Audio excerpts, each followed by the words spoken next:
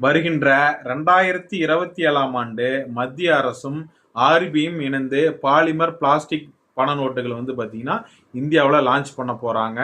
முதற்கட்டமாக வந்து 100 கோடி நோட்டுகளை வந்து பிரிண்ட் பண்ணி லான்ச் பண்ண போகிறதா சொல்கிறாங்க. அதுவும் 10 ரூபாய் 20 ரூபாய் நோட்டுகளை தான் லான்ச் பண்ணுறாங்களாம்.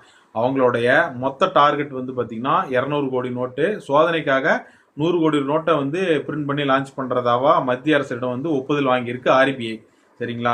அதாவது இந்த பாலிபர் நோட்டுனால என்ன பயன் அப்படின்னு பார்த்தீங்கன்னா, அச்சிடுற செலவு அதிகம் இருந்தாலுமே பழைய காகித நோட்டை விட இந்த பிளாஸ்டிக் பாலிபர் நோட்டு 6 டைம் வந்து பார்த்தீங்கன்னா நீடித்து உழைக்குமா. அதாவது அழுக்காகாது, ஈரம் அந்த ஈரத்தில் கிழியாது, அது போன்ற நிறைய நன்மைகள் இருக்கிறதுனால திரும்ப அச்சிடுற செலவு கம்மி அப்படின்றதுனால இந்த நோட்டு வந்து மிகவும் பயனுள்ளதாக இருக்கும். இந்த நோட்டுகள் வந்து பண நோட்டுகள் ஏற்கனவே கனடா, ஆஸ்திரேலியா, இங்கிலாந்து போன்ற நாடுகள்லாம் வந்து பார்த்தீங்கன்னா நடைமுறையில் இருக்குது.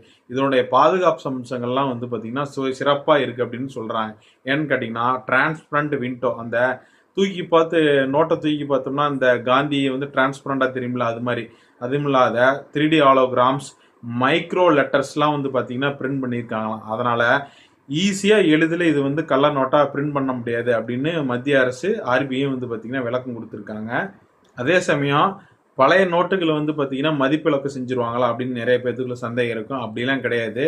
அந்த நோட்டுகளும் அமலில் இருக்கும், இந்த வருகின்ற புது நோட்டுகளும் அமலில் இருக்கும். அதே சமயம் ஏடிஎம்ல இது வந்து பயன்படுத்த முடியுமா பிளாஸ்டிக் நோட்டுகளை அப்படின்னு சொல்லி நிறைய கேள்விகள் இருக்கும்.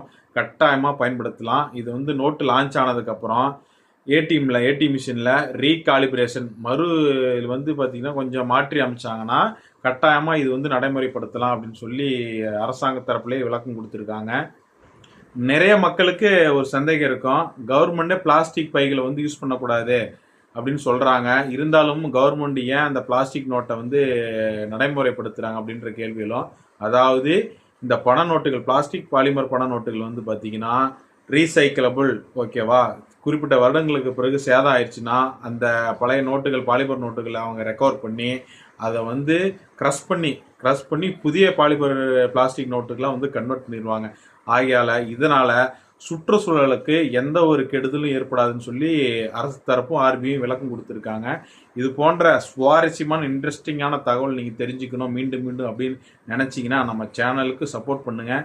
நிறைய பேர் வீடியோ பார்க்குறீங்க, ஆனால் ஃபாலோ பண்ண மாட்டேங்கிறீங்க, லைக் பண்ண மாட்டேங்கிறீங்க, கமெண்ட் பண்ண மாட்டேங்கிறீங்க.